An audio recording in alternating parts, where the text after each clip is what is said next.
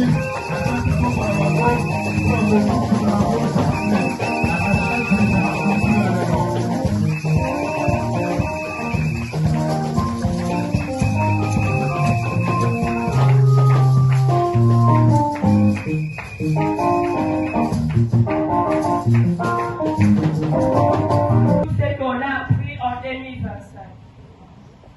ne pouvons pas commencer de parler d'autre chose sans pourtant parler de la Bible. Par là, j'aimerais savoir c'est quoi la Bible. La Bible, c'est un livre de la loi qui nous parle de Dieu. Merci. Maintenant, c'est quoi l'importance de la Bible? Parce que ce n'est pas juste un livre de la loi, mais un moyen de les connaître personnel. Exemple, Psaume 119, chapitre 105. La Bible nous dit, ta parole est comme une lampe en mes pieds, une lumière sur mon sentier. Lire la Bible, c'est nourrir ton âme comme tu nourris ton corps. J'aimerais comprendre par où commencer à lire la Bible. Selon moi, par les évangiles, Matthieu, Marc, Luc et Jean. Continue avec les actes des apôtres et les psaumes. Inviter Lévitique et Apocalypse. Qu'est-ce qui nous aide à bien lire la Bible? C'est le Saint-Esprit, car c'est lui qui éclaire et qui te parle à travers la parole. J'aimerais savoir, la Bible est inspirée par qui? Car c'est lui qui te parle à travers la parole. Avant d'ouvrir ta Bible, dis simplement, l'Esprit Saint parle-moi aujourd'hui.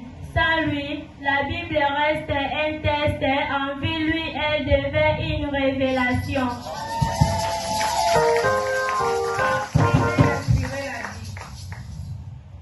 Par les hommes, inspirés par Dieu. Nous allons faire un peu marche en arrière. J'aimerais savoir, la Bible est divisée en combien de parties? La Bible est divisée en deux parties. Qui sont? L'Ancien Testament et le Nouveau Testament. Peux-tu nous établir la différence entre l'Ancien Testament et le Nouveau Testament? D'après ce qu'on nous a enseigné, dans Hébreux 13, 8, il est écrit que Dieu est le même hier, aujourd'hui et éternellement. L'Ancien Testament nous montre sa justice, tandis que le Nouveau Testament nous révèle sa grâce à travers Jésus. Même Dieu, mais une nouvelle alliance. En parlant de l'alliance, c'est quoi l'ancienne alliance et la nouvelle alliance? Des sacrifices pour le pardon de leurs péchés. C'était une alliance basée sur les œuvres humaines et la loi. Et tandis que dans Exode 24, 7 à 8, il est écrit que dans la nouvelle alliance, Dieu est venu accomplir la loi pour l'abolir.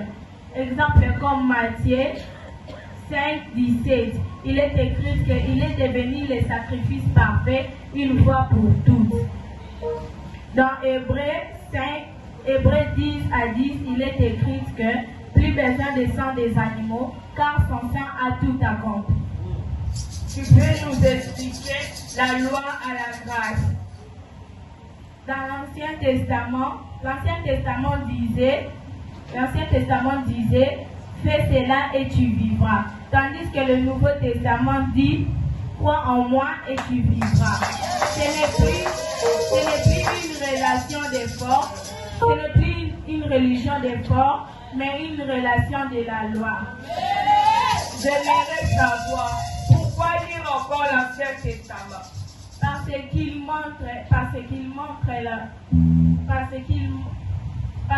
nous annonce Jésus en chaque page. Nous péchons tous tantôt d'une manière, d'une autre, et nous sommes appelés à la repentance. Par là, j'aimerais savoir c'est quoi la repentance. Selon moi, la repentance, c'est le fait d'abandonner les péchés pour revenir à Dieu. Et alors, pourquoi se repentir? On se repent parce que le péché détruit, il coupe la relation avec Dieu, il vole la paix. Quand nous péchons, il y a quelque chose qui monte en nous et cette chose est appelée la culpabilité. Peux-tu nous établir la différence entre la repentance et la culpabilité? Selon moi, la culpabilité te tire vers les bas, tandis que la repentance te ramène vers Dieu. Comme exemple, 2 Corinthiens chapitre 7 et verset 10, qui nous dit « La tristesse selon Dieu produit la repentance, tandis que la tristesse selon le monde produit la mort. » Pourquoi dit-on que la repentance commence par la lumière? Parce que Dieu te montre ce qui te détruit, il te révèle la vérité pas pour te juger mais pour te guérir. Alors, comment se repentir concrètement? Reconnaître les péchés, demander pardon honnêtement, tourner le dos à cette voie, marcher autrement. Ce n'est pas magiquement mais c'est progressif. La vraie repentance porte de fruits. Matthieu 3, 8. Merci. Qui est-ce qui nous aide à changer? C'est le Saint-Esprit. Pourquoi nous ne retournons pas? Parce que la chair lutte, parce qu'il faut renouveler son esprit, parce que certaines habitudes sont profondes. Dieu ne t'abandonne pas dans tout processus. Alors, c'est quoi le message final que tu donnes aux Il vole la paix. Quand nous péchons, il y a quelque chose qui monte en nous et cette chose est appelée la culpabilité. Peux-tu nous établir la différence entre la repentance et la culpabilité? Selon moi, la culpabilité te tire vers les bas, tandis que la repentance te ramène vers Dieu. Comme exemple, 2 Corinthiens chapitre 7 et verset 10, qui nous dit « La tristesse selon Dieu produit la repentance, tandis que la tristesse selon le monde produit la mort. » Pourquoi dit-on que la repentance commence par la lumière? Parce que Dieu te montre ce qui te détruit, il te révèle la vérité pas pour te juger mais pour te guérir. Alors, comment se repentir concrètement? Reconnaître les péchés, demander pardon honnêtement, tourner le dos à cette voie, marcher autrement. Ce n'est pas magiquement mais c'est progressif. La vraie repentance porte de fruits. Matthieu 3, 8. Merci. Qui est-ce qui nous aide à changer? C'est le Saint-Esprit. Pourquoi nous ne retournons pas? Parce que la chair lutte, parce qu'il faut renouveler son esprit, parce que certaines habitudes sont profondes. Dieu ne t'abandonne pas dans tout processus. Alors, c'est quoi le message final que tu donnes au peuple de Dieu? Le message final que j'ai à vous donner ce soir, c'est que la repentance n'est pas une punition, mais c'est une guérison. C'est l'endroit où Dieu te restaure. C'est le début d'une vie nouvelle. Nous savons tous que la foi est la base de toutes choses. Selon ma connaissance, la foi est une ferme assurance des choses qu'on espère, une démonstration de celles qu'on ne voit pas. J'aimerais savoir, c'est quoi la foi selon elle? Selon moi, la foi est une confiance entre toi et ton Dieu, ou soit entre l'homme et son Dieu.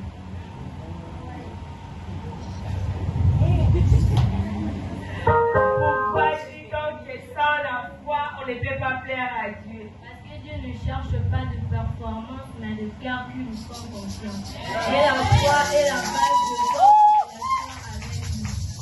D'où est née la foi? La vraie foi n'est naît pas dans notre tête, elle naît d'une parole de Dieu. Exemple Romains 10 à 17. La foi vient de ce qu'on attend, et ce qu'on attend vient de la parole de Dieu. Pourquoi dit-on que sans l'action, la foi sans œuvre est une foi morte? Parce que la foi produit les œuvres. Pourquoi la foi est-elle difficile? Parce que nos yeux voient de problèmes et nos cœurs ressentent la peur. C'est quoi le message final que tu donnes au peuple de Dieu? Au peuple de Dieu ce soir, le message final c'est que même quand tu n'as pas la foi, le message final ce soir c'est que comment te repentir concrètement? Reconnaître les péchés, demander pardon honnêtement, tourner le dos à cette voie, marcher autrement. Ce n'est pas magiquement, mais c'est progressif. La vraie repentance porte de fruits. Matthieu 3, 8. Merci. Qui est-ce qui nous aide à changer? C'est le Saint-Esprit. Pourquoi nous ne retournons pas? Parce que la chair lutte, parce qu'il faut renouveler son esprit, parce que certaines habitudes sont profondes. Dieu ne t'abandonne pas dans tout processus. Alors, c'est quoi le message final que tu donnes au peuple de Dieu? Le message final que j'ai à vous donner ce soir, c'est que la repentance n'est pas une punition, mais c'est une guérison. C'est l'endroit où Dieu te restaure. C'est le début d'une vie nouvelle. Nous savons tous que la foi est la base de toutes choses. Selon ma connaissance, la foi est une ferme assurance des choses qu'on espère, une démonstration de celles qu'on ne voit pas. J'aimerais savoir, c'est quoi la foi selon elle? selon moi, la foi est une confiance entre toi et ton Dieu, ou soit entre l'homme et ton Dieu.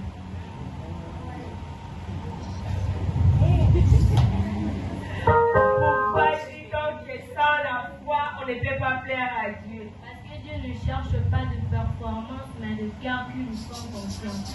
Et la foi est la base de notre relation avec nous. D'où elle est la foi? La vraie foi n'est naît pas dans notre tête, elle naît d'une parole de Dieu. Et dans Romains 10 à 17, la foi vient de ce qu'on attend, et ce qu'on attend vient de la parole de Dieu. Pourquoi dit-on que sans l'action, la foi sans œuvre est une foi morte? Parce que la foi produit les œuvres. Pourquoi la foi est-elle difficile? Parce que nos yeux voient de problèmes et nos cœurs ressentent la peur. C'est quoi le message final que tu donnes au peuple de Dieu? Au peuple de Dieu ce soir, le message final c'est que même quand tu n'as pas la foi, le message final ce soir c'est que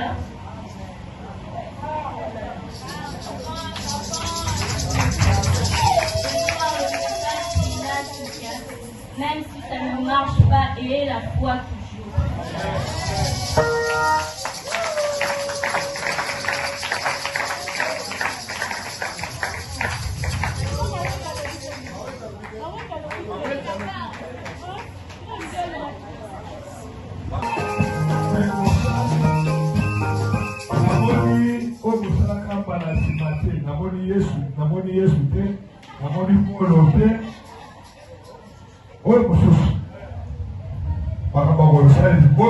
Pour préparer pour rejoindre les choses. Pour rejoindre les choses, ils ont pas les collabs pour la mission, pour les